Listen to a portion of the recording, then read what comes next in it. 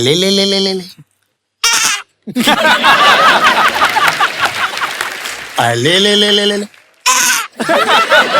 अबे तेरी तो कुछ लोग बाहर से ही इतने दहाड़े मार करके रोते, अरे आजा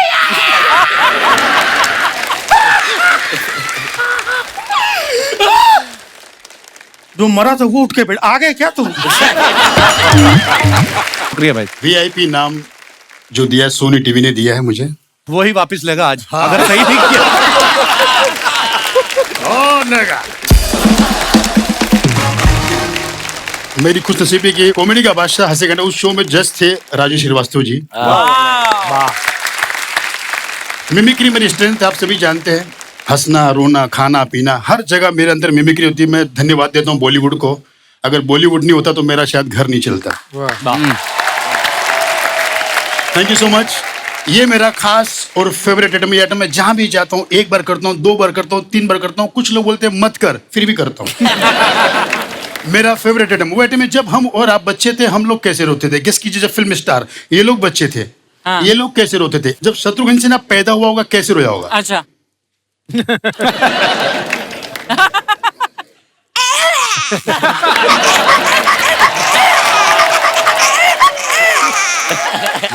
दादा मुनि अशोक कुमार पैदाइशी बीमार, झूले में कैसे रोए होंगे।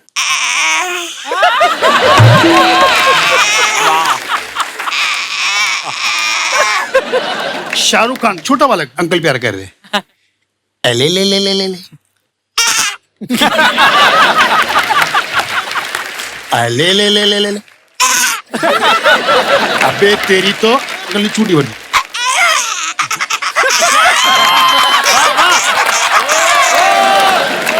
सबसे लकी बच्चा देवानंद, पैदा होती हर नर्स की गोद में खेल के रोए।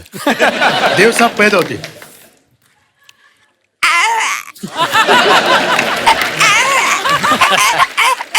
एक नर्स उंगली मुंह में गई धपाक, तभी से देव साहब ऐसे ही थे।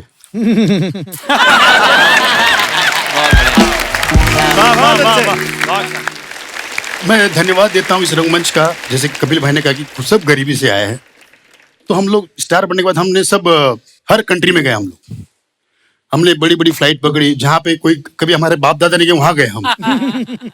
आप लोग भी फ्लाइट में बैठे होंगे, जो नहीं बैठा मैं उनको बैठा देता हूँ।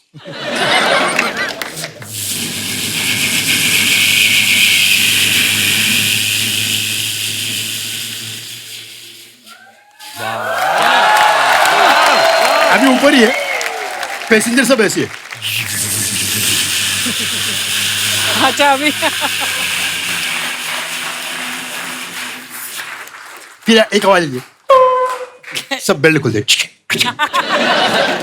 अच्छा, एक आज तक किसी के बाप को समझ में नहीं आया, एक आवाज है जो फ्लाइट उड़ने के 2-4 घंटे के बाद पायलट एक अनाउंसमेंट करता है,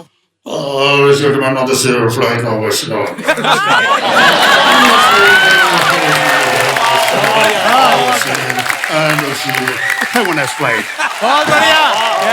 खाली एक समझ में लास्ट में बोलता है हैव अ फ्लाइट। अब मैंने ऐसी आइटम बनाया कि जो जिस कंट्री का मुझे लगता है कि उसकी एयर होस्टेज वैसी होगी, जैसे अमेरिका लंदन ये बहुत पैसे वाले, तो उनके जो एटीट्यूड होगा उनका, जो मतलब अनाउंसमेंट की एटीट्यूड, यहाँ तक एयर होस्टेज भी एटीट्यूड में, ladies and gentlemen, to the old man, while I'm sitting, better the better when I call tomorrow. Attitude है। चाइना एयरवेज ऐसा लगता है अभी झगड़ा करना है, वे चाइना वो मान जा, वो ये क्या हुआ हुआ, वो ये वो हुआ मान जा, वो हो कि चाइना चाइना वो हो, ओ क्या ही, वाह वाह, क्या बात है। वाह, थैंक यू भाई। सबसे अच्छी जो अरब कंट्री की देखिए, ऐसा लगता है कान में बात कर रही है। मरहबा وهنيتنا كما الشنقلة حويرتا شفا أكانيجا पैसेंजर सारे। उसके बाद अब जब थाईलैंड तो सभी गए होंगे जी, गए सब, मानता कोई नहीं है। अच्छा, हम लोग कभी शॉपिंग के लिए बाहर थाईलैंड में बाहर जाते हैं। अब इंडिया में देखो, आप कोई अगर कोई शॉपिंग करो कितने का है? 200 का है। 100 में देना। अरे चल आगे चल। लेकिन वहां पर हाउ मच? 200 बात। 100 नो नो 200 बात। Please please 100 no. फिर कैलकुलेटर निकालती है। Only for you. Indian only for you 190। अब इंडिया में आइए आप। इंडिया की कोई भी फ्लाइट में बैठिए आप। जैसे लैंड हुई, नमस्कार, दो दोबारा के सर बैठ जाइए सर। सर बैठ जाइए sir, please sir. Hello hello बैठ सर बैठ सर, प्लीज सर बैठ जाइए सर। सर बैठ जाइए सर। पता नहीं सबको क्या खाई होती है भाई। अरे बस एक ही है भाई, सब एक बस में जाने वाले हैं। ऐसा नहीं कि आप अलग जाओगे, वो बात अलग, कपिल भाई अलग जाते हैं। क्या बात है भाई, क्या बात है। बहुत बढ़िया, बहुत बढ़िया। वाह जोरदार तालियां हो जाए रिया भाई के लिए। राजू भाई मुझे मिले थे 2005 में पहली बार चंडीगढ़। सुनील पाल जी और साथ में आए थे, एहसान भाई भी, जब लाफ्टर चैलेंज के बाद चैंपियन शुरू हुआ था। तो मैंने कहा भैया मैं भी तैयारी कर रहा हूँ लाफ्टर चैलेंज 2 के लिए, मुझे बुलाया। बोला अरे तू तो चैंपियन बनेगा, तू तो पक्का जीत के आएगा। एक ना राजू भाई का जो स्टाइल था, हर छोटी छोटी चीज में से कैसे ऑब्जर्वेशन निकालते थे। तो पिछले दिनों में गांव गया ना, तो मेरे को वही चीज याद आ रही थी कि यार राजू भाई होते ना तो इन सब चीजों से कैसे कैसे वो आइटम बना लेते। तो कुदरती है ना, हमारे गांव में अंग्रेज आए हुए थे 5-7 घूमने के लिए। तो गांव वालों ने मेरे को धक्का मार के आगे कर दिया, बोला दिस इज बॉम्बे, स्पीको। स्पीको। अब हम लाफ्टर वाले जितने भी स्टैंड अप कॉमेडियन स्पीके क्या, हमारी एबीसीडी कमजोर है। तो बोले स्पीक दिस इज बॉम्बे, स्पीको। अब अंग्रेजनी ने सबसे पहले वही पूछा जिसका मुझे डर था, व्हाट इज योर नेम। अब मैं क्या बताऊं, फोन आता है, कौन बोल रहा है, मैं ख्याली। कौन ट्राली? मैं नहीं भाई साहब ख्याली ख्याली। तो 2-3 बार तो वो अंग्रेजनी ने भी वही पूछा, what is your name. My name is Khyali. Kali. मैं कहा काली नहीं बहन जी, खे ये आगे डंडा ल ये की मात्रा, ख्याली। हाँ काली। मैं कहा ठीक है काली। किसने रखा ये नाम? मैं कहती नाम कौन रखता है? जिसने मेरी माँ को रखा उसने मेरा नाम रखा। आई मीन से माई डैडी। Okay nice. तुम पैदा कैसे हुए? मैम का कैसे में क्या मतलब, तू हादसा पूछ रही है का तरीका पूछ रही है? बोला नो नो आई मीन से तुम पैदा कहाँ पे हुए? मैं जी मैं राजस्थान। बोला no in which part of Rajasthan? मैं कहा पार्ट पुर्ट नहीं मैडम, पूरी बॉडी एक ही जगह हुई थी। बोला नो नो पैलेस पैलेस, कौन सी जगह पे पैदा हुए? तो मैं कहा जी चारपाई। व्हाट इज चारपाई? अब फिर मेरी दिक्कत, मैं चारपाई की अंग्रेजी क्या बनाऊं? Please tell me what is charpai. मगर charpai is desi bed with 4 power children jumping on charpai then dealing father eyeing cursing cursing cursing, this is charpai. Okay तुम कितने बहन भाई हो? अब मेरे को गांव वालों ने कहा था चक के रखना काम, अंग्रेजों से दबना नहीं है। कितने बहन भाई? मगर 12। 12? फादर क्या करते हैं? मगर यही करते हैं। बोला 12। मगर यस। बोला तुम इंडियन बोलते हो, बच्चे 2 ही अच्छे। मगर सही बोलते हैं भी 12 में से 2 तो अच्छे निकल आएंगे। तो मेरी माँ गर्म हो गई, क्या कर रहा है, 1 घंटा हो गया इनका इंटरव्यू ले रहा है, बेचारों को कोई चाय नहीं पूछा, कोई नाश्ता नहीं पूछा। माँ ने फटाफट बाजरे की रोटी बनाई, ऊपर सरसों का साग। तो जैसे वो बाजरे की रोटी सरसों का साग उनको दिया, वो अंग्रेज नाचने लग गए। ओ वाओ सीमेंट वाला पिज्जा। मगर नो पिज्जा, दिस इज चपाती, ये ग्रीन ग्रास वेजिटेबल। तो वो घास, वो साग था ना, वो तो खा गई और रोटी लेके मेरी माँ के पीछे घूम रही है, आंटी प्लेट कहाँ रखूं? आंटी प्लेट कहाँ? मकाई। तो बोली I want see your village. मगर चलो आपको गांव दिखा लाता हूँ। हमारे गांव के ना पीछे रेलवे लाइन निकलती है। तो सुबह सुबह का टाइम था, वहां काफी लोग ऐसे रेलवे लाइन पे डब्बा लेके ना दूर तक बैठे थे। तो जैसे ही उनकी नजर पड़ी, व्हाट इज दिस? अब मगर यार देश की बेइज्जती हो रही है, गांव की बेइज्जती। चलो मगर मैं आपको काली बंगा दिखाता हूँ। No no tell me what is this, मगर दिस इज प्रेस कॉन्फ्रेंस।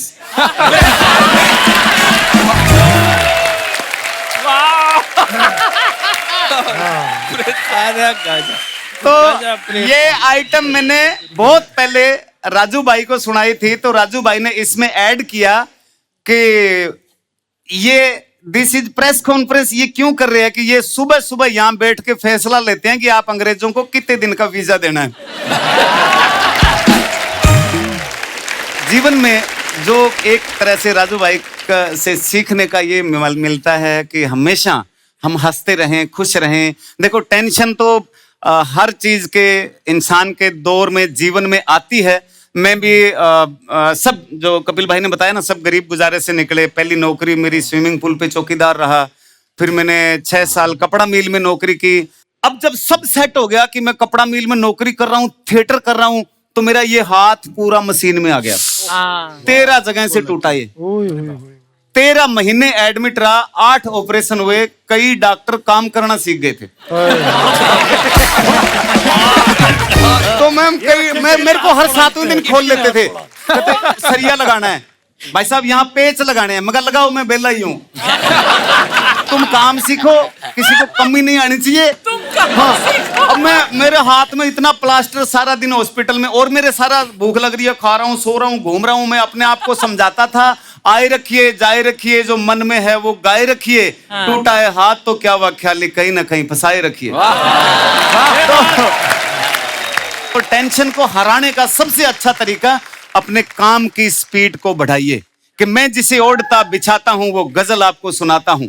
मैं जिसे ओढ़ता बिछाता हूं वो गजल आपको सुनाता हूं। ये जिंदगी ट्रेन सी गुजरती है, मैं पुल सा थरथराता हूं। जब से उखड़ गया बाजू मेरा, मैं और ज्यादा वजन उठाता हूं। जब से उखड़ गया बाजू मेरा, मैं और ज्यादा वजन उठाता हूं। काली भाई बहुत बढ़िया। थैंक यू राजू भाई, आपकी यादें, आपका आशीर्वाद हमेशा हमारे साथ बना रहेगा। आज के इस ट्रिब्यूट के लिए थैंक यू कपिल भाई कि इस तरह का आयोजन किया आपने। Thank you. राजू भाई से मेरा बहुत पुराना रिश्ता रहा। कानपुर से हम और राजू भाई दोनों नेबर, पड़ोसी, बचपन से हम देखते आए हैं। तो ऐसी बहुत सारी बातें, बहुत सारी यादें। लेकिन उनकी सबसे खास बात जो थी कि वो अपने यहाँ की जो बोली भाषा थी, हमारे यहाँ की अवधी भाषा, उसको यहाँ पर लेकर के आए और उस अवधी भाषा में कई बार परफॉर्म करते थे। मुझे थोड़ी सी बोलने में हिचक लगती थी कि पता नहीं यहाँ के लोग उस भाषा को समझेंगे या नहीं समझेंगे। और जैसा कि अब ये कुत्ते वाला मैटर बताया, ऐसे बहुत सारे ऑब्जेक्ट्स को वो बोल करके बताते थे, करते थे। अच्छा, उनका छोटा जोक भी होता था ना उनका, जिस जोक में हमको लगता था यार तो बहुत मामूली सा जोक है, उसमें भी बड़े ठहाके लगवा देते थे। कभी कभी 1 लाइन के जोक कि एक सुखी पति था। क्या बात है, बहुत अच्छे। किसका था पता नहीं। बहुत बढ़िया। तो ऐसे एक महिला को मैंने देखा, उनके 4 बच्चे, लेकिन चारों बच्चों के बीच में 5-5 साल का गैप था। तो मैंने उनसे पूछा कि 5-5 साल का गैप हर बच्चे में कैसे मेंटेन किया आपने? तो बोले मेरे पति MLA हैं।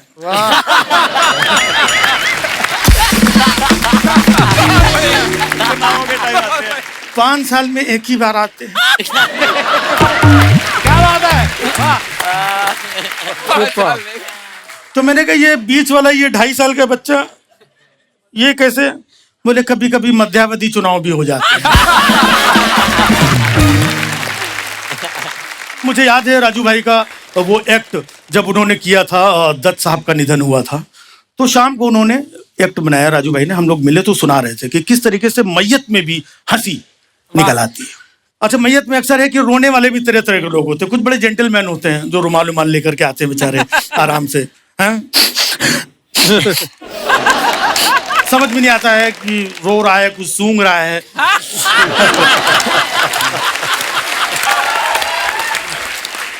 कि जुकाम हो गया क्या, मतलब अपने अंदर अंदर रुमाल के रो लेते हैं। कुछ लोग बाहर से ही इतने दहाड़े मार करके रोते, अरे आते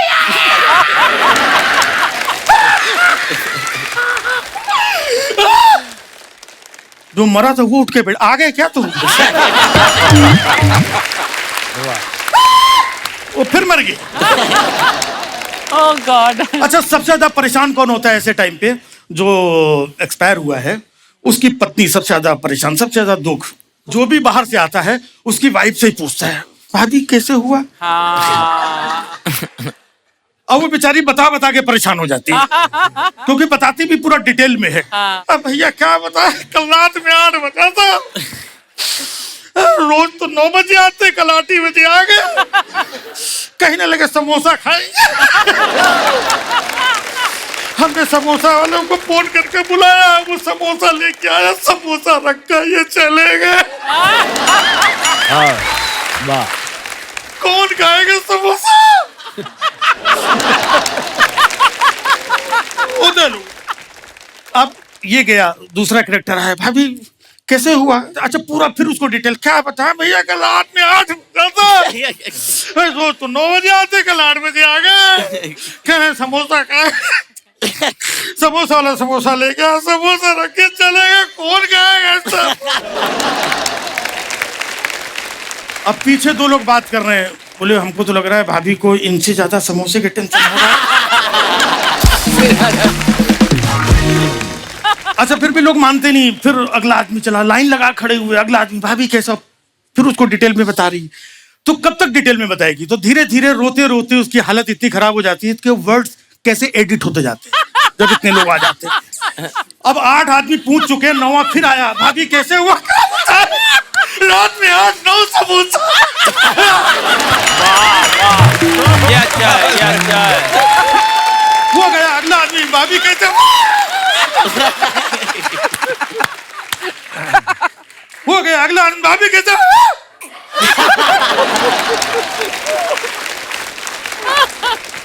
फिर आया, भाभी कैसे हुआ?